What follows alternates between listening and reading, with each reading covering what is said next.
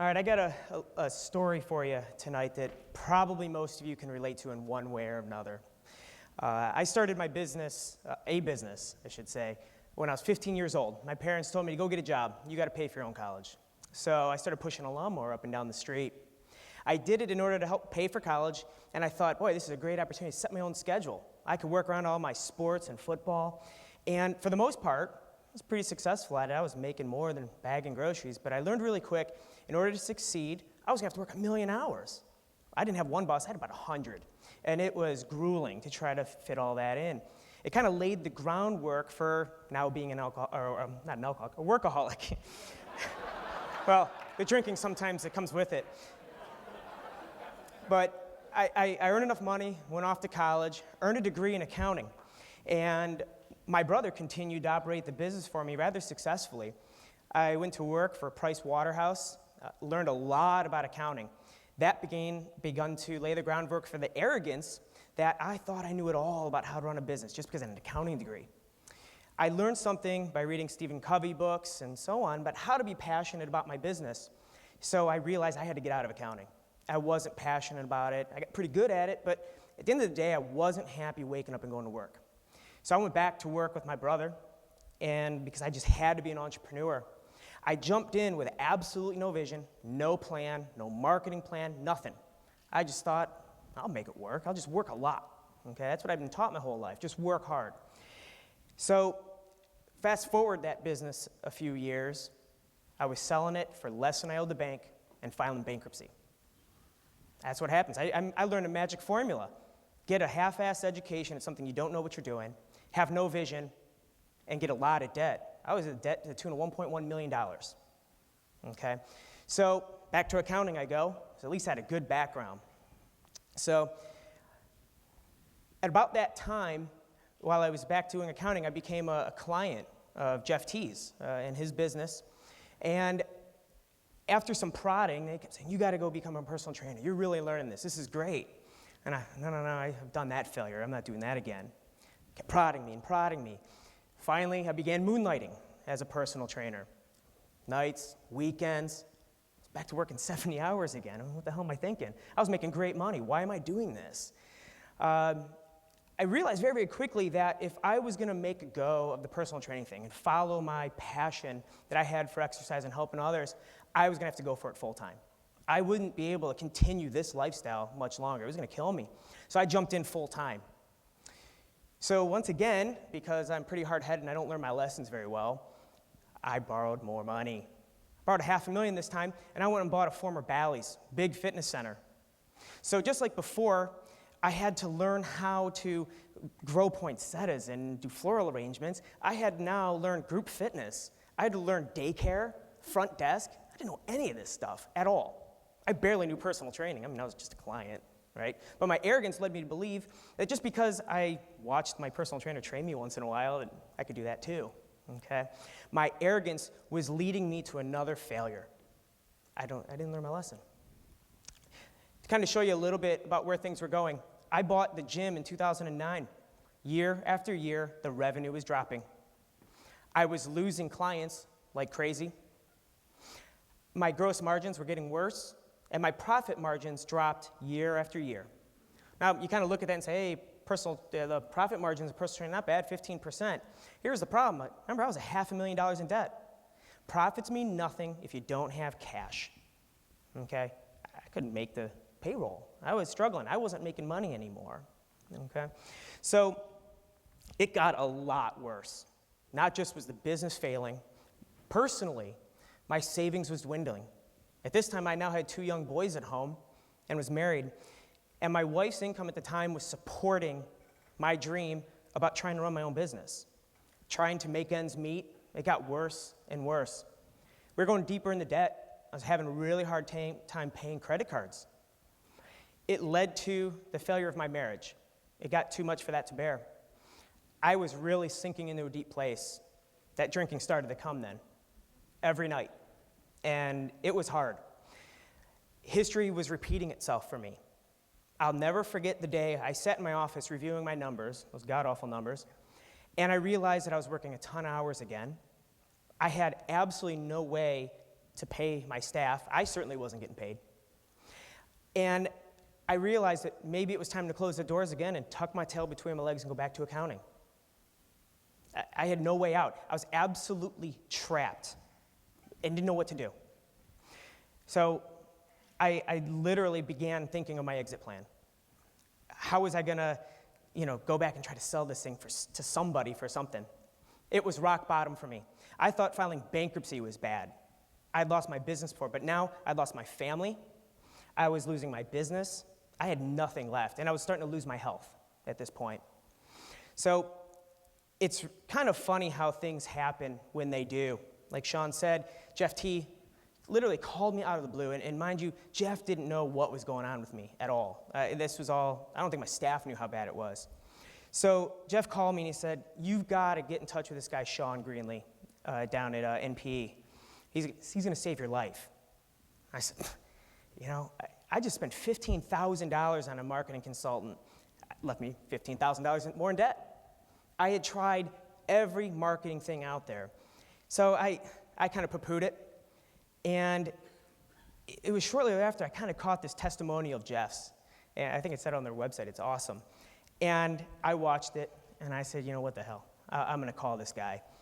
They sent me the big info pack, and I kind of waited a little longer, and I said, I called Jeff, and I said, I'm actually thinking about this. What do I do? Give me some advice. And I think he coined a phrase from Tony Maslin. He said, shut up and follow the damn instructions. I think he realized how hard-headed and arrogant I was, just ask my staff. And I jumped into Evolution Accelerator, like a lot of you have. I think it was literally a few days, and I said, I need more, I got to get this going. This is the only thing that's going to save me, is to go all out, get to VIP. So I did. It was probably about a week later, I got that big box of videos. And I was a kid in a candy store, man. I thought I was going to whip through this stuff. I've been through the business end of this. I got to get it done. I was on the phone with Camellia, and I said, come on, get to marketing. I need leads. Whoa. She goes, I can't keep up with you. Slow down. You've got to get your systems in place. I said, okay. Thank God for my parents, because they knew how stressed out I was, and I had no money left. They literally forced me to go on vacation, took my kids and I, and paid for it. I did what now is unthinkable. I spent the entire week with a portable DVD player watching these videos. I completely neglected my family for a week. I regret that. But I did come back just ready, dialed in, ready to go. I actually was on the phone with Dick because I was getting through Duplicator really fast, and I realized that there had to be a massive sweeping change in our company. I called my staff, and I told her things were about to change. I was hired to do the accounting and admin work. After Matt got into NPE, he had called me from his vacation to tell me that our systems were changing, the structure of the company was changing, and I was now going to be the director of exercise. I was nervous at first, but Matt's confidence and excitement for the new NPE program made us all excited, and it's been turning out very well. So shortly thereafter, about a year ago, Jeff says, you got to get down the mega training. And I said, yeah, with what money? And he hasn't steered me wrong yet, so I said, let's do it. Let's rack up those credit card bills. Let's get down the mega training. Thank God I did, because I found a family. I sat out there just like you are a year ago, and I found a family of people that knew the struggles I was going through, because a lot of you were going through them too. I found a community of people that really wanted to help me succeed as bad as I wanted to succeed. I got to meet my coaches, Alan and Sean and Camellia and Dick. I got to see the faces behind all those words yelling at me to get my stuff together. Randy Hartz. I sat there watching Randy Hartz pour his guts out on this stage, and it inspired me to get to work and want to be up here a year later. I was more determined than ever to change my life around and not let history repeat itself. I did not want to fail again. I was laser focused on getting my stuff together. So we went home and we dove into AutoCloser, 92% close rate. Duplicator, an org chart of 30 people that we had to get together. I mean, we were just kind of doing what it took to get the job done that day. That changed. Controller, that was right up my alley. You had to know where the numbers were. Deep core, this was why I got into this, a marketing plan. I hate marketing, and now I love it because I know exactly what I'm doing next month. I know exactly how much money we're going to make on a month-to-month basis. And the coaching to hold me accountable. My org chart actually has NPE, Board of Directors. I don't do anything without them telling me to do it now. We have a funnel of converting suspects to leads to clients now that I never had. Working on the dream lifestyle. I'm still working on it because I love to work. But you'll see my dream here in a minute. Since NPE, we are overall now grossing over $65,000 a month. From a personal training perspective, you saw my numbers dropping every year. Since NPE, we're up 52%. By the end of the year, up 54% in personal training alone. Private clients are starting to come back again. We're going to finish off the year at least 85. I mean, these are probably old numbers at this point. We're going to beat those. Semi-private training clients, 70, and our membership's over 1,600. Gross margins are back up to an acceptable level, up in the upper 60s, and profit margins over 23% now. This has given us the flexible freedom and financial ability to add admin assistants, marketing associate who's here tonight, promote people up to management roles as director of exercise, like you saw Nikki. We've implemented and diversified our product lines. Semi-private training, we've got a lot more to come. Put Infusionsoft into place and created an entirely new website that we're all geared toward driving leads our way. Phone at any time and call any of the VIP members like Tony Maslin and Jeff Tomazeski and Randy Hartz and just have a conversation with them about what I'm going through. And ultimately, I'm starting to, kind of follow in their shoes and have the success that they've had. We had a long way to go, but there's finally a light at the end of the tunnel. I'm not scared anymore. We're moving in the right direction. I'm laser focused on where we're going. And I hope to continue to give back to the community as people before me have given to me. So why do we do it? That's why. This is what I lost before. This is what I will never lose again. My kids. Braden, my little football player on the top there, unfortunately, I'm going to miss his last game tomorrow. And I regret that, but I had to be here to share this with you.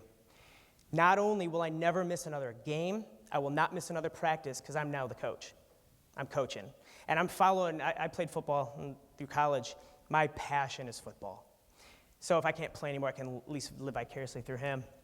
Tyler, my little baseball player down there and now golfer, if this kid can pick up a stick, he's going to swing it at you. He can swing lefty and righty. So I contribute and I help out with them. I no longer work Friday afternoons. I don't work weekends. And now that we're adding more trainers, I will not wake up before 15 anymore. I'm not doing it. By Friday, I'm dead. So this is why we do it. So I can never miss another minute of their lives. That's the biggest thing in our lives that we will miss is time, and I will not lose more time with them. And I'm going to be the best father I can possibly be. So I stand before you today, truly embracing and embodying everything NP has to offer. I think I live for everything they teach, the dream lifestyle, all the systems, everything they do. I stand here humbled by all the mistakes and the errors I've made, the failures, and I can admit that it was all my fault. I made every mistake and blamed everything. 9/11 was actually one of my mistakes, my first failure. Get that one. But it's my fault.